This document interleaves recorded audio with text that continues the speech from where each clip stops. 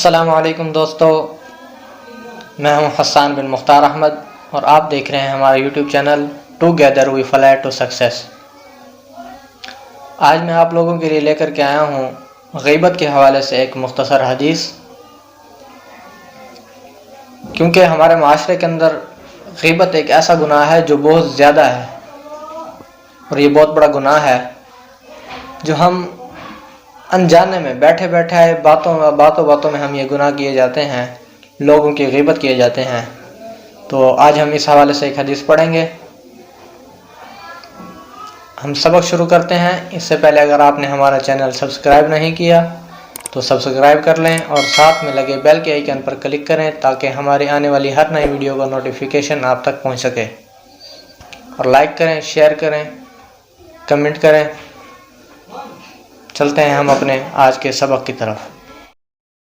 اعوذ باللہ من الشیطان الرجیم،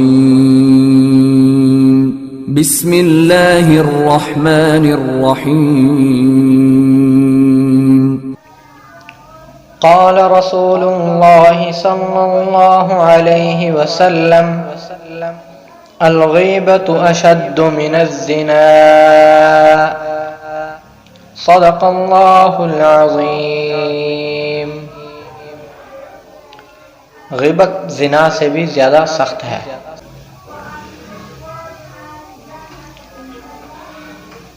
غیبت کرنے والے کی مثال اس خارش زدہ شخص کی سی ہے جس کو خارش کرتے وقت کچھ لمحات کے لیے لذت تو ضرور ہوتی ہے، لیکن بعد میں بہت تکلیف ہوتی ہے۔ اس وقت اس آدمی کو مزہ تو آ رہا ہوتا ہے، لیکن بعد میں اسے بہت زیادہ تکلیف ہوتی ہے۔ تو ہم جب غیبت کرتے ہیں، جب انسان غیبت کر رہا ہوتا ہے تو اس وقت اسے لذت ہو رہی ہوتی ہے، لیکن اس کے نتیجے میں اس کی دنیا اور آخرت دونوں تباہ ہو جاتی ہیں۔ لہٰذا وقتی لذت اور مزہ کی خاطر ہم اپنی دنیا اور آخرت تو تباہ نہیں کر سکتے۔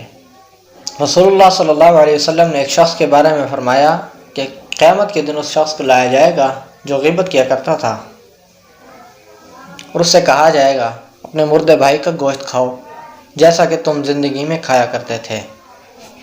تو وہ کھائے گا اور اس کا چہرہ بگڑا ہوا ہوگا، شکن آلودہ ہوگا، اور وہ چیخ پکار کرے گا۔